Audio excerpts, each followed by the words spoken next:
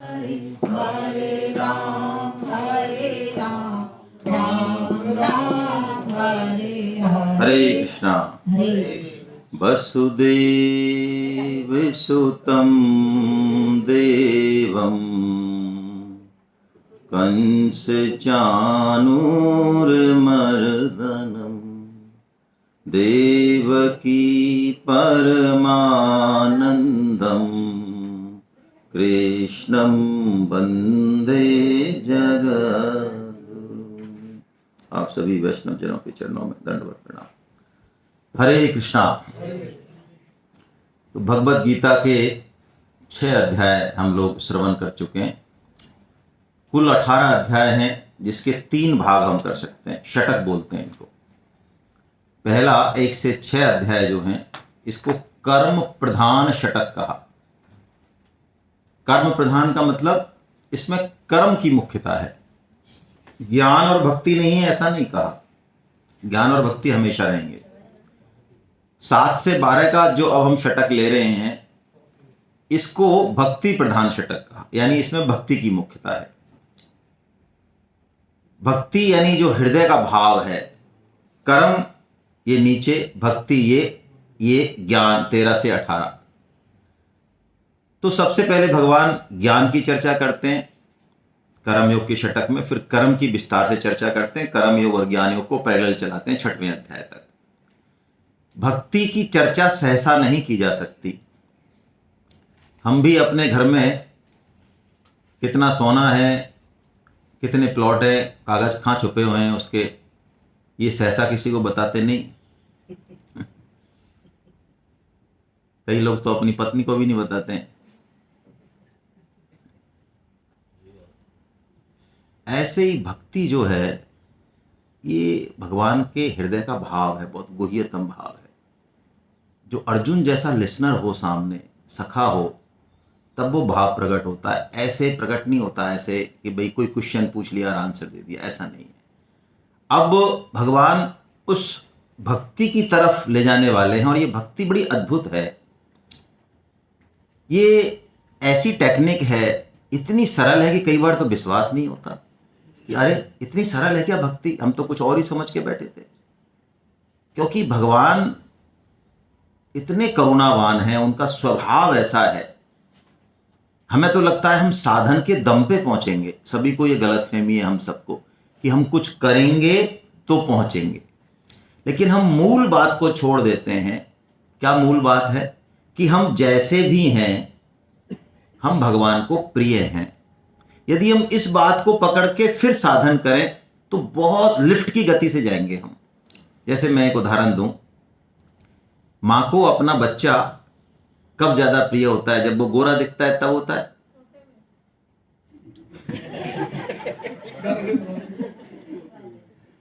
अच्छा, वो पैसा कमा के लाता है तब होता है। हाथ पैर तिरछे होते हैं, नहीं होते हैं, तब होता है। अरे वो कुछ भी करे, वो कैसा भी हो, आड़ा तिरछा, काला कलूटा, गोरा, नंगा, कपड़े पहने, जैसा भी है वो माँ का है। वो गंदा है तो माँ साफ करेगी, माँ की ड्यूटी है। वो प्रिय है माँ को, है? आपने सुनी है ना वो कहानी, अष्टावक्र 8 जगह से टेढ़े थे। तो राजा जनक ने एक बार घोषणा की कि मेरे राज्य में जो सबसे सुंदर बच्चा है उसको मैं इनाम दूंगा। तो लोगों की लाइन लग गई, अपने अपने सुंदर सुंदर बच्चों को लेके आए। तो अष्टावक्र की माँ उसको गोद में लेके पहुंची। अष्टावक्र ऐसे कुरूप हैं, शरीर से महान गुरु हैं, प्रणाम है उनको, लेकिन शरीर से इतने कुरूप हैं, 8 जगह से टेढ़े हैं, काले हैं, कोई देख ले तो घिन आए, हंसी आ जाए। तो जैसे राजा जनक ने अष्टावक्र को देखा शिशु के रूप में, तो एकदम से चौंक गए और उसको बुलाया भीड़ में से, माँ को, कि भाई तुम्हें पता है आज क्या क्या कंपटीशन होने वाला है? मैंने जो सूचना करवाई है लोगों से, वो ठीक से सुनी कि नहीं सुनी तुमने? क्या? कि हाँ मैंने ठीक से सुनी है। क्या कंपटीशन हो रहा है? कि आज आप सबसे सुंदर बच्चे को इनाम देने वाले हैं, और मेरा बच्चा दुनिया का सर्वश्रेष्ठ बच्चा है। तो क्या लगता है आपको, मां झूठ बोल रही है? हम जैसे भी हैं भगवान के अत्यंत प्रिय हैं। इस बात को यदि हम ध्यान रख के और किसी भी साधन में जाएंगे तो बात बहुत अलग तरीके से जाएगी फिर।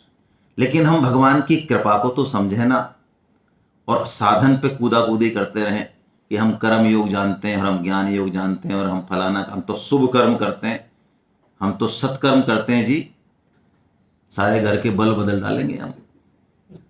वो कौन सा डायलॉग है, किसका है वो, असरानी का है क्या?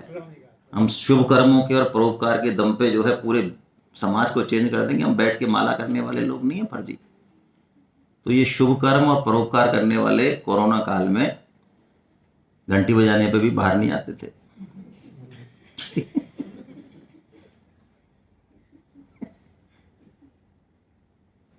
क्या कर्म है, कर्म के पीछे क्या थोड़ी है, समझे हम। भगवान कुछ बहुत विशेष बात बताने वाले हैं अब भगवान जो बात करने वाले हैं वो बड़ी बड़ी जबरदस्त बात है ना।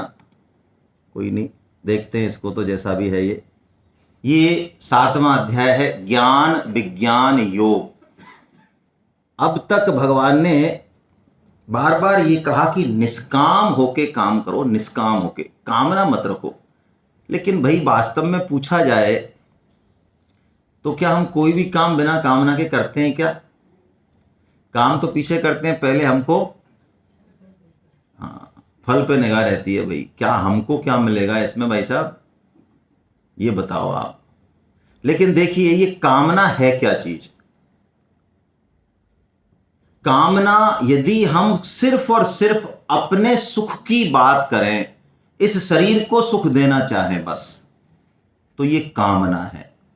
लेकिन यही बात यदि हम सबके लिए करना चाहें, जैसे आपके घर में गेस्ट आए, आप सोचें कि इसको कैसे अच्छा खाना मिले, अच्छे से अच्छी जगह सो जाए, अच्छे से ये आराम करके जो काम करने आए वो निकल जाए करके बढ़िया आराम से, तो ये जो कामना है दूसरों को सुखी रखने की, ये कामना नहीं है। ऐसी कामना तो हम सबके अंदर होनी चाहिए। आसक्ति यदि सुख से है, शरीर से, खुद के से है, भौतिक भोगों से है तो महान पतनकारी है। लेकिन आसक्ति यदि ग्रंथ में है, संत में है, भगवान में है, तो यही आसक्ति हमको बेड़ा पार कराने वाली है। तो आसक्ति का केंद्र क्या है, कामना का केंद्र क्या है, इसको हमको फोकस करना है। यदि केंद्र श्री कृष्ण है तो कहीं समस्या नहीं है, फिर बहुत बढ़िया बात है। यदि केंद्र हम खुद ही हैं, धृतराष्ट्र ही है, तो फिर गड़बड़ है। अब भगवान उस बात को कह रहे हैं, बड़ी अच्छी बात कह रहे हैं कि इस भक्ति की जो मैं बात कर रहा हूं, ज्ञान और विज्ञान की जो मैं बात कर रहा हूं, इसका महल, इस भक्ति रूप का महल, उसकी नींव क्या है, वो खड़ा कैसे होगा? तो 2 पिलर पे उसकी नींव टिकी हुई है। उन 2 पिलर को हम ठीक से समझें जो भगवान पहले श्लोक में बता रहे हैं।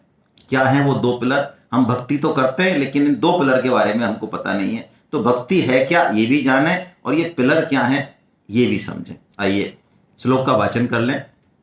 मय्यासक्त मना पार्थ योगम युञ्जन् मदाश्रयः असंशयं समग्रं मां यथा ज्ञास्यसि तच्छृणु। असंशयम समग्रम माम, भगवान ने कहा मेरा जो समग्र रूप है, समग्र मतलब इन टोटलिटी। वाह, देखिए ये बात बहुत सूक्ष्म है, हालांकि ये समय लेगी लेकिन थोड़ी देर चर्चा करते हैं। हम सब किसी भी मत संप्रदाय को मानने वाले हों, किसी भी भगवान को मानने वाले हों, प्राय हम समग्रता में जीते नहीं है। प्राय यदि मैं सगुण को मानने वाला हूं तो मेरे दिमाग में यही सर्वश्रेष्ठ है। यदि मैं निर्गुण को मानने वाला हूं तो मेरे दिमाग में सगुण वाले महान बेवकूफ हैं। यदि मेरे फलाने गुरुदेव हैं, फलाने इष्ट हैं, तो वही सर्वश्रेष्ठ हैं, बाकी भगवान के सारे रूप मेरे लिए। ये इतनी बड़ी बेवकूफी है किनमें? भक्त लोगों में, साधक लोगों में, अनपढ़ में नहीं। लेकिन भगवान यहां कुछ और कह रहे हैं। ये बात बहुत जबरदस्त है और ये भगवान की कृपा के बिना समझ भी नहीं आती। समग्र रूप मतलब भगवान के कितने रूप हैं, क्या है भगवान, इसको इन टोटलिटी समझना। किसी एक चीज में आसक्त हो जाना वो तो ठीक है, मुझे पांडुरंग प्यारे लगते हैं, मैं पांडुरंग की सेवा करूंगा, उन्हीं का इष्ट है, वो सब चीज ठीक है। लेकिन बाकी जो भगवान के रूप हैं वो ही उनके रूप हैं, इस बात को समझ के यदि मैं करूंगा तो कोई समस्या नहीं है। लेकिन जो मैं समझ रहा हूं, जो मैं कर रहा हूं, वही सर्वश्रेष्ठ है, बाकी सब बेकार है, ये फिर टोटलिटी में नहीं है। फिर हम भक्त होते हुए भी अभक्त ही हैं, है ना।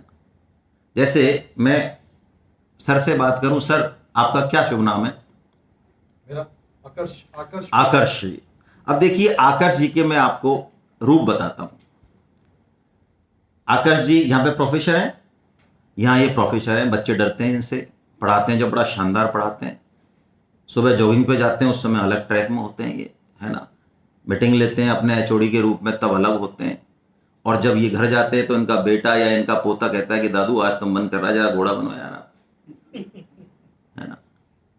तो ये बच्चे को या दादू उसको पोते को घोड़ा अपने टिक टिक करके चल भी रहे हैं, है ना। पत्नी के साथ अलग फॉर्म में है, दोस्तों के साथ अलग फॉर्म में है। तो मैं अब इनसे पूछता हूं कि असली वाले आकर्ष कौन से हैं?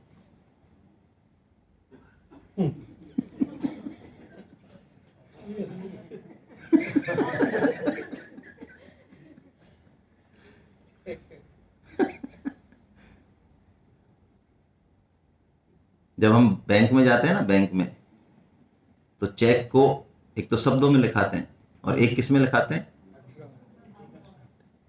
क्यों लिखाते हैं? दो जगह लिखने से परिपुष्ट होता है चीज। ये भगवान के जो रूप है ना, सगुण निर्गुण, ये एक दूसरे की पुष्टि के लिए है। सगुण से निर्गुण पुष्ट होता है, निर्गुण से सगुण पुष्ट होता है। हम क्या बेवकूफियां करते हैं, हम तो सगुण है भैया, हम अंकों में नहीं लिखेंगे, हमने शब्दों में लिख दिया। वो उधर निर्गुण निराकार ब्रह्म वाले कहते हैं अरे सगुण बगुण कुछ नहीं होता, निर्गुण ही है सब कुछ, हमने देखो ये लिख दिया। ना ना ना ना, भगवान कुछ और बात कह रहे हैं यहाँ पे। वो कहते हैं मैं मेरा समग्र रूप बताऊंगा तेरे को, मैं टोटलिटी में क्या हूं, मैं एक रूप में नहीं हूं, मैं हूं क्या वास्तव में, वो मैं ही बता सकता हूं। क्यों? क्योंकि मैं सबका आदि हूं, मैं ही जब बता सकता हूं, मेरे अलावा कोई दूसरा। भाई हमारी मम्मी, हमारी माँ जब स्कूल में पढ़ती थी तो टीचर ने कभी क्वेश्चन पूछा तो उस समय वो कैसे खड़ी हुई और क्वेश्चन का आंसर कैसे दिया, उस समय कितने बच्चे हंसे नहीं हंसे, जो भी, ये बात हम जान सकते हैं? हेलो, जान सकते हैं? क्यों नहीं जान सकते? हम थे ही नहीं। अच्छा, यदि मम्मी बताना चाहे तो जान सकते हैं? हाँ, तो जान सकते हैं। मम्मी यदि बता दे, फोटो दिखा दे, कह दे कि मिस्टर एक्स वाई जेड ये तीन हंसे थे, इधर से इन लोगों ने सपोर्ट किया, तो हम जान जाएंगे। तो यदि भगवान हमको जनाना चाहें अपने बारे में, चाहे वो कितने ही पैसे भी हैं, हम चाहे अभी के हैं, तो हम जान जाएंगे ना, जान जाएंगे। बस यही एक कहानी है, यही ट्विस्ट है। हम खुद अपने बल से जानना चाहते हैं तो नहीं जान पाते। सोई जाने हूं जेहि देहु जनाई, जानत तुम ही होए जाई। यानी तुमको तुम्हारी कृपा से ही जाना जा सकता है, और जो प्रभु आपको जान जाता है ना, वो आप जैसा ही हो जाता है। वो ब्रह्म को जानने वाला ब्रह्म ही हो जाता है। तो भगवान उस भक्ति के द्वारा अब अपना समग्र रूप यानी अपने बारे में बता रहे हैं, और उसके लिए भगवान दो पिलर बता रहे हैं। हम दो चीजों को उतारें जीवन में पहले, है ना। क्या कह रहे हैं भगवान? पहला सेंटेंस, चरण क्या कहा? मैया सक्त मन पार्थ, तू मुझ में आसक्ति वाला। अभी तक तो कह रहे तू आसक्ति मत कर, तू कामना मत कर। अभी तक तो निष्काम के गाने गा रहे थे भगवान, और अब 7वें अध्याय में क्या कह दिया? तू मुझ में आसक्त मन वाला हो जा। देखिए, आसक्ति या भक्ति है क्या? भक्ति नाम रसनम, भजनम नाम रसनम। आपके यहां वर्किंग वुमेन्स होंगी यूनिवर्सिटी में, पहला इशू हुआ, उनके बच्ची हुई, बच्चा हुआ, जो भी हुआ, मान लो वो साल भर बाद या 1.5 साल या 2 साल बाद छुट्टी लेके आए, पहले दिन आई। अब उसको प्रोफेसर लेक्चर भी लेना है, जो भी करना है, फाइल भी निकालनी है, तो वो बिजी है 9 से 3 या 8 से 2 जो भी टाइम है। लेकिन क्या उसको इस 6 घंटे में अपने बच्चे को याद करना पड़ेगा? भूलेगी ही नहीं। याद तो जब करे जब वो भूले, बल्कि वो जाते हुए भी 6 घंटे उसके मन में, चित्त में बस ये कि जाके बस उसको फीडिंग करानी है, ये करना है। भक्त क्या होता है? भक्त वो है जिसकी सारी इंद्रियां, मन और बुद्धि, चाहे वो कहीं लगा हुआ है, किसी भी काम में आपको लग सकता है अरे ये तो बड़े ज्ञानी बनते हैं यार, भगत बनते हैं, देखो भाई साहब है ना, क्रिकेट खेल रहे हैं तो लगा रहे हैं चौके पे छक्के, ये तो भजन ही नहीं करते, माला ही नहीं करता ये आदमी, तो ये क्या करे, क्या भक्त है? आपको पता ही नहीं है उसका लेवल क्या, उसको 24 घंटे उसकी इंद्रियां भगवान में लगी हुई हैं, उस रस में लगी हुई हैं, वो भक्त है। यानी उसकी आसक्ति किसमें है? भगवान में है। और जब भगवान में आसक्ति हो गई, ये आसक्ति बाकी सारी आसक्ति को खत्म कर देती है। ये पहली बात। दूसरी बात, योगम युंजन मदाश्रया। योग का कोई साधन, योग का मतलब जैसा सर ने पूछा, गीता में 3 तरह से इसकी परिभाषा आई है। योग शब्द बना है युज धातु से, युजर योगे, युज समाधो, है ना, अलग अलग मतलब है। युजर योगे का मतलब है हम जिसके हैं उससे जुड़ जाएं, हम जो हैं अपने बारे में जान लें, हम कौन है, हम बाय डिफॉल्ट कौन है, हम चेंज नहीं कर सकते अपने आप को, हम बाय डिफॉल्ट हैं जिसके अंश, मानना ही पड़ेगा। आज मैं कहूं कि मैं अपने बाप को नहीं मानता तो आप क्या करेंगे? हंसेंगे और क्या करेंगे? मैं कहता हूं भाई मैंने देखा ही नहीं, हु केयर, मैं जानता ही नहीं कौन बाप है, तो आप कहेंगे मूर्ख है ये, ठीक कहोगे और क्या करोगे? यदि वो बाप, अरे मैं अपना प्रमाण हूं मेरे बाप का, भाई बाप के प्रमाण की जरूरत क्या, मैं हूं ना प्रमाण, इससे बड़ा प्रमाण क्या कि बाप है? तो ये सृष्टि, हम सब हम प्रमाण है ना कि ईश्वर है, और क्या प्रमाण चाहिए? तो युजर योग का मतलब है कि हम जान जाएं हम कौन हैं, हम किसके हैं, बस ये युजर योग है। उससे जुड़ना, उसकी स्मृति रहना, ये युजर योग है। इसका दूसरा किया युज समाधो, अपनी अंतःकरण की वृत्तियों को, योगश्चित्त वृत्ति निरोधे, जैसा पतंजलि ने कहा, यानी मन बुद्धि इंद्रियों को सब भगवान की तरफ ले जाना, ये इसका दूसरा मतलब है ना। तो ये कहा योगम युंजन, यानी योजन यानी साधन करना, उस चीज के लिए, उस भगवत प्राप्ति के लिए, अपने स्वरूप को जानने के लिए जो साधन करें, वो कैसे करें? भगवान दूसरा फार्मूला दे रहे हैं, मेरा आश्रय लेके। योगम युंजन मदाश्रया, यानी हम गीता पढ़ें, ओके, हम परोपकार करें, बहुत बढ़िया है, इट्स ओके, करना चाहिए। हम माला करें, हाँ बिल्कुल ठीक है, और भी जो भी 50 युक्ति हैं हम सब करें, लेकिन आश्रय किसका हो? भगवान का हो, साधन का आश्रय नहीं हो। साधन से हम किसी भी साधन से पहुंच नहीं सकते, साधन नहीं पहुंचा सकता, कितना भी बढ़िया से बढ़िया साधन है वो नहीं पहुंचा सकता। बेसिक प्रिंसिपल है। साधन किस लिए है? कि हमें कुछ करना है, हमारा अंतःकरण शुद्ध करना, इसलिए साधन। वास्तव में आश्रय किसका होना चाहिए?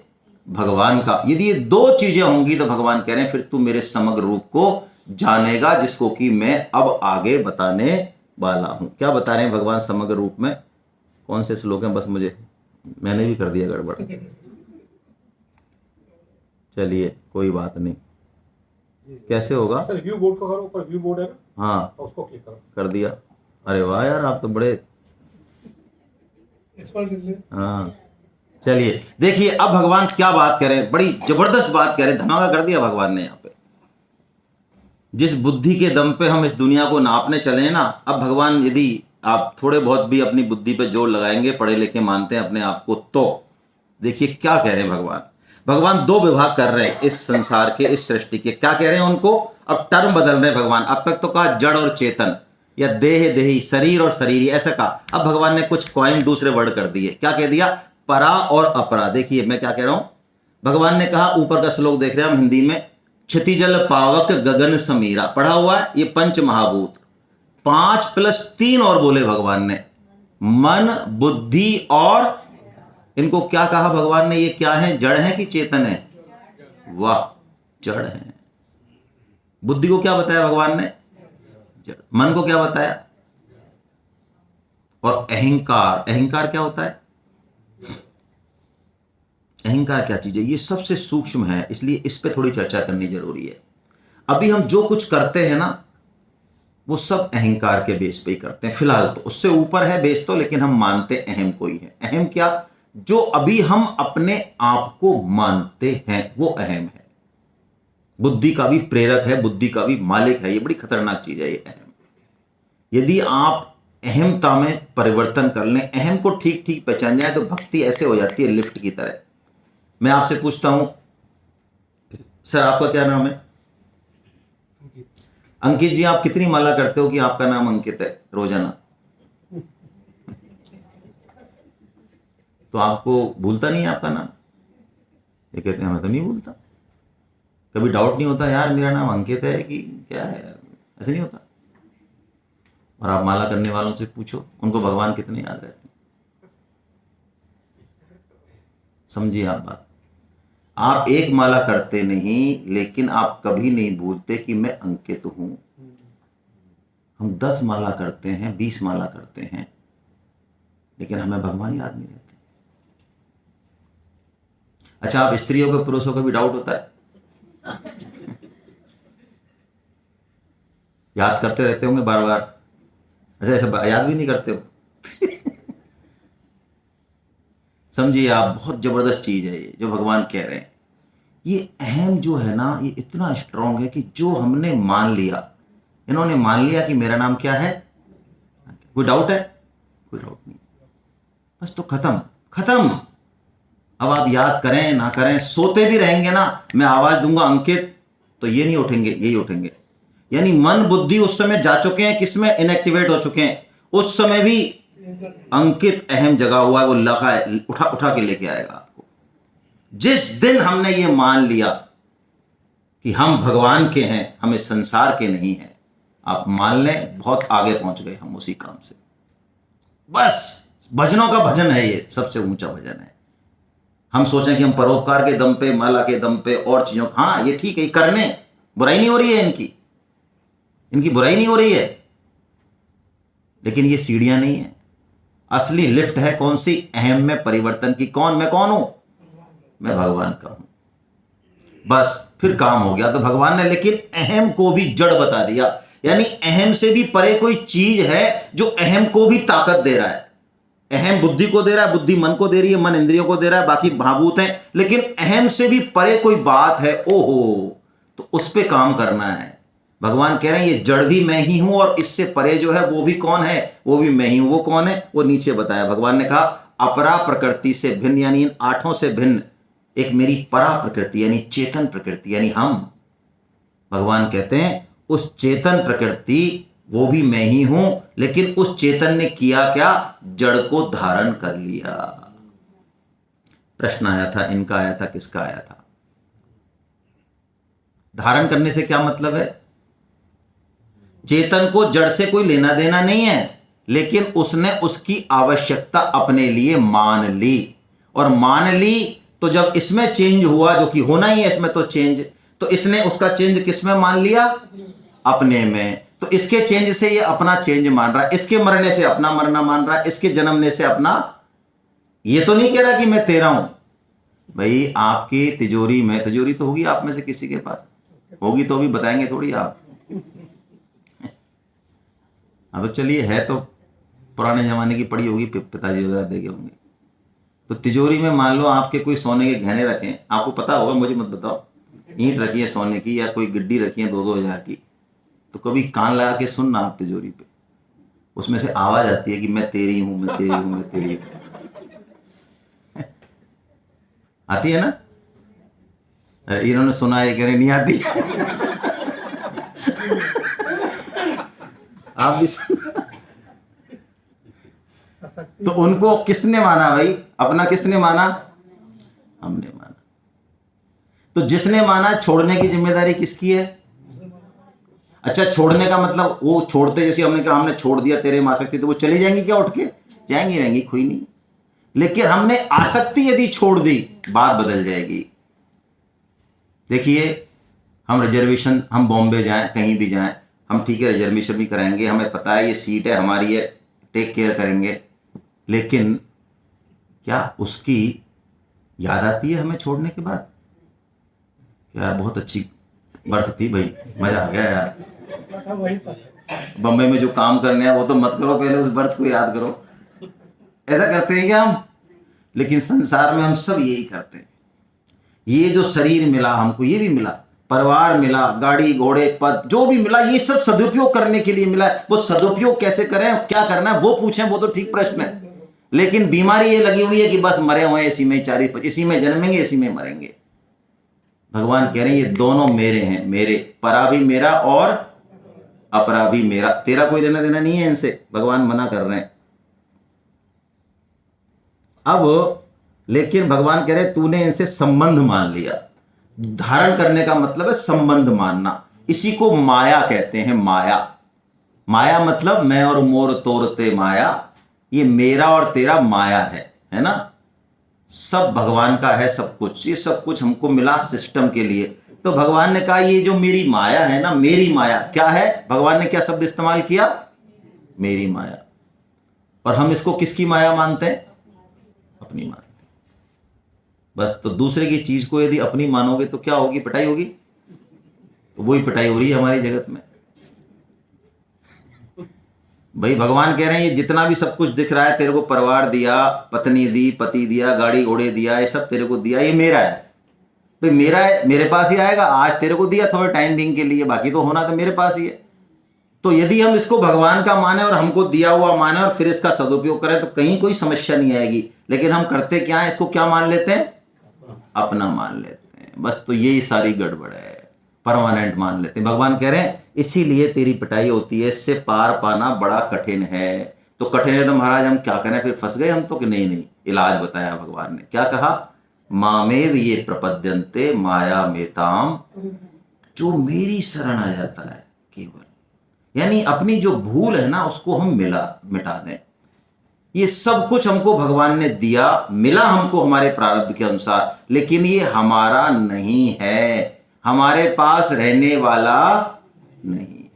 ये पक्की बात मान लें हम। बहुत ज्यादा दिमाग नहीं लगाएं, बहुत ज्यादा भक्ति भाव नहीं आ पाए दिमाग में, तो चलिए मैं एक पजल दे देता हूं छोटी सी। हम सुबह कितने बजे एंटर हुए यहाँ से, यहाँ पे इस हॉल में 9:30।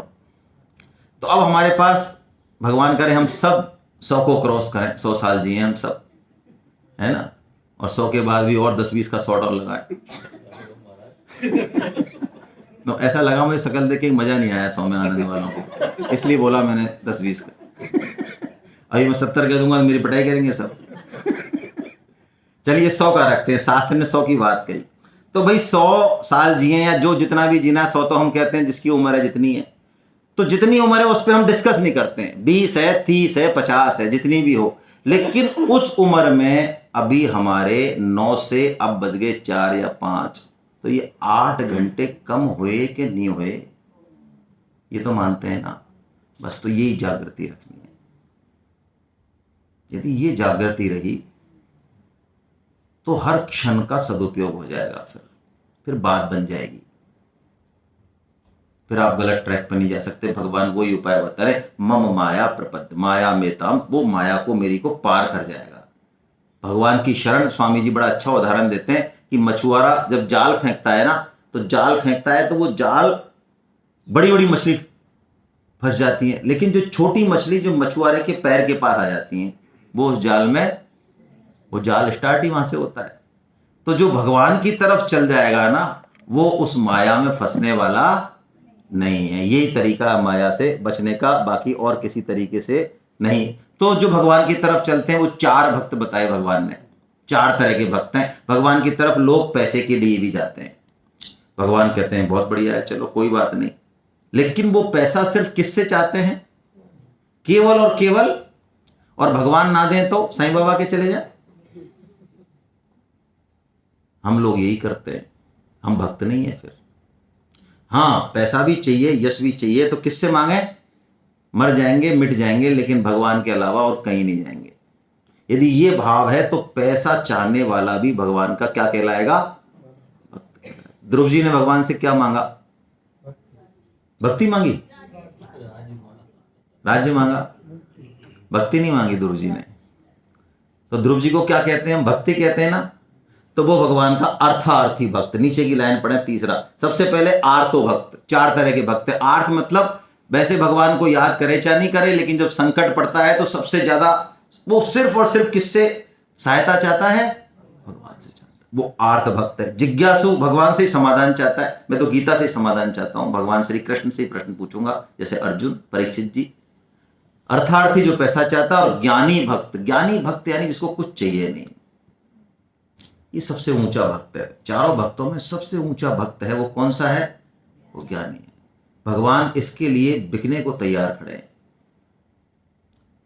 हम भी ऐसे ही करते हैं सब। देखो मैं उदाहरण देता हूं, अब तो खैर चीजें बहुत हैं घर में, खाने पीने की कमी नहीं है, लेकिन पहले, आज से जरा 30 40 50 साल पहले फ्लैशबैक में जाओ। मान लो घर में मिठाई आई, कभी कभार ही आती थी मेरे भाई, हाँ बच्चे हंस रहे हैं, मिठाई आई। अब मिठाई का डब्बा तुम्हारे पीछे पीछे घूमता है, मम्मी घूमती है और पापा घूमते, खा ले खा ले खा ले। ऐसा नहीं था पहले। पहले मिठाई का डिब्बा आता तो था, पर जाता खाता ये पता नहीं चलता था।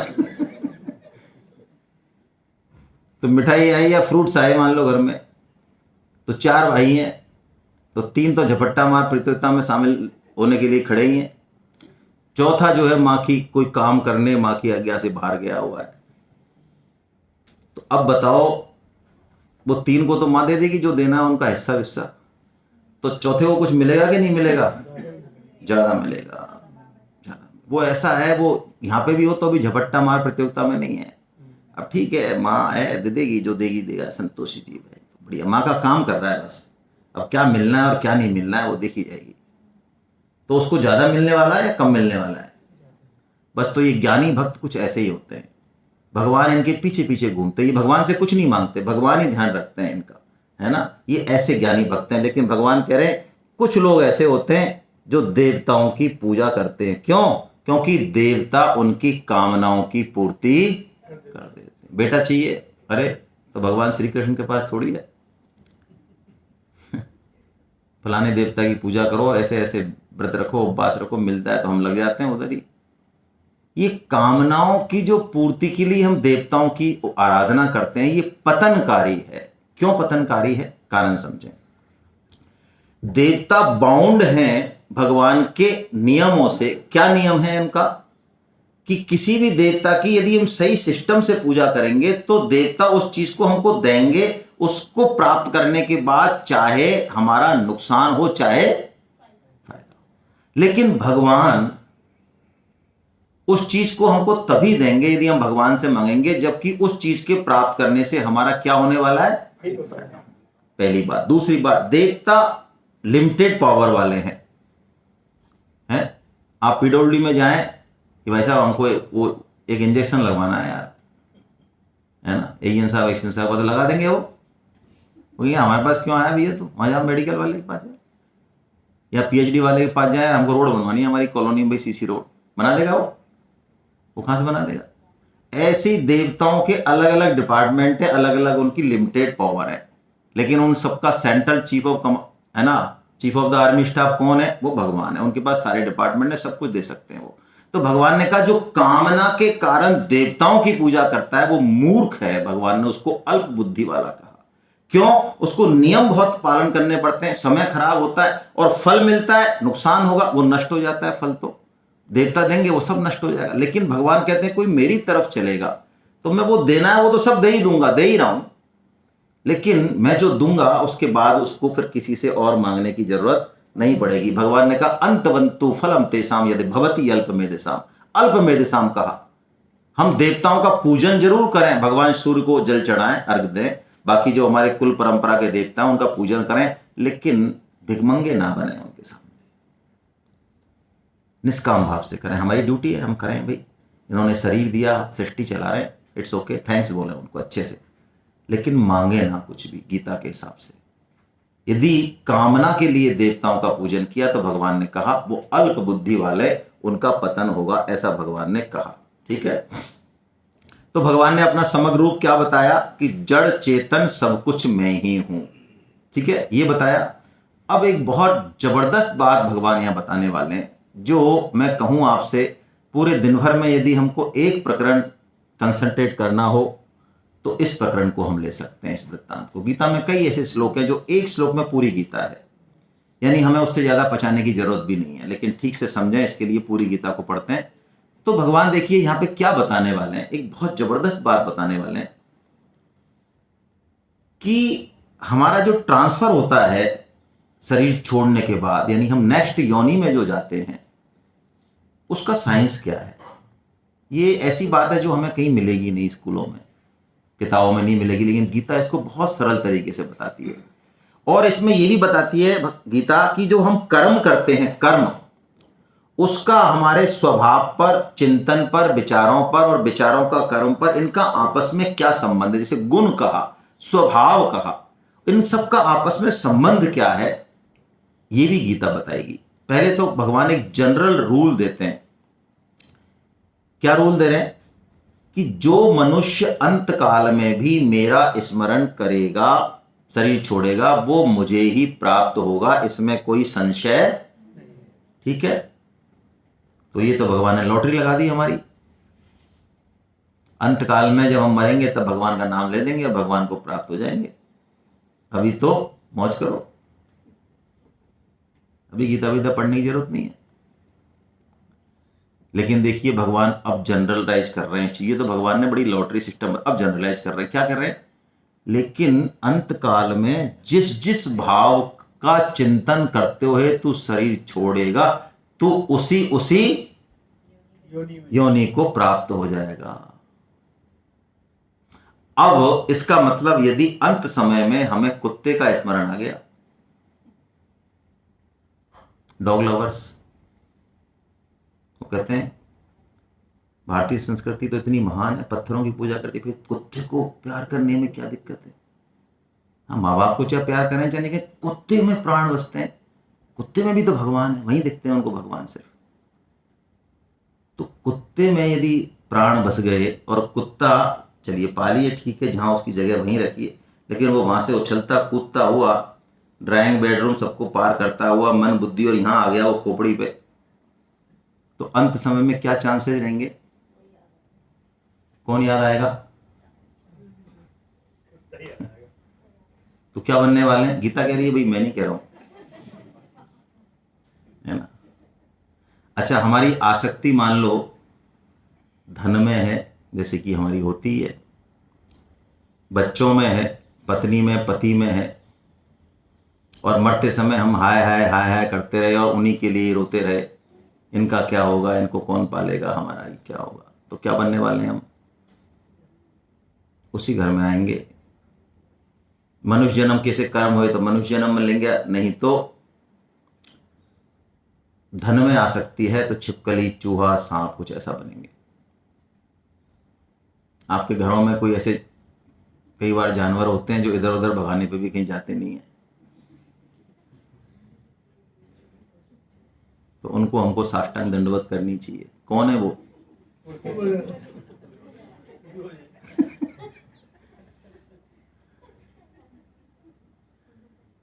देखिए, इस 2 श्लोकों से कुछ मीनिंग दिया भगवान ने। अब अंतिम श्लोक, ये बहुत जबरदस्त श्लोक है, एक ही श्लोक में संपूर्ण जीवन दर्शन है, लेकिन इन 2 श्लोकों का मतलब समझे, हम क्या कहना चाह रहे हैं भगवान।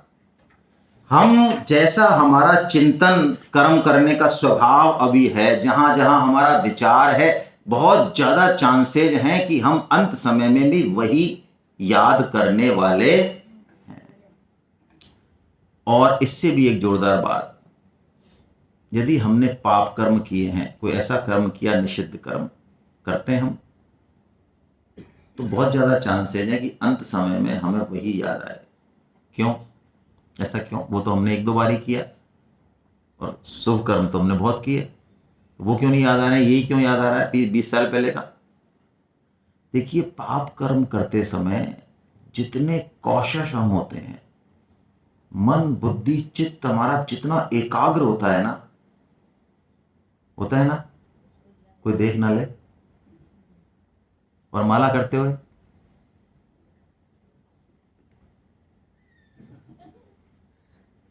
तो उसका जो प्रिंट बनता है ना चित्त पे, वो इतना गहरा बनता है कि वो उभर के आता है एकदम। तो क्या करें महाराज, हम तो कर लिए गड़बड़। तो जिसके प्रति किए है उससे माफी मांग लें, नहीं मांग सकते तो मानसिक मांग लें, मानसिक भी नहीं मांग सकते, हो चुका है कोई कर्म ऐसा, तो भगवान कहते हैं निश्चय कर लें कि आगे से नहीं करेंगे, अब खत्म, अब नहीं करेंगे, जो हो गया कर दिया, अब नहीं करेंगे, बस इस निश्चय से ही शुद्धि हो जाएगी। और अब क्या करें, अब जो करें, अब भगवान जीवन दर्शन दे रहे हैं। अब तक जो हुआ ठीक है, अब भगवान ने दोनों श्लोकों का निचोड़ और क्या लाइन ऑफ डायरेक्शन है लाइफ की, वो एक ही श्लोक में दे रहे हैं। आइए इस श्लोक को समझते हैं, इस श्लोक को उठाते हैं और जीवन का मंत्र बनाते हैं। तस्मात् सर्वेषु कालेषु मामनुस्मर युद्धचे मयि अर्पित मनो बुद्धि मामेवैष्य असंशयम्।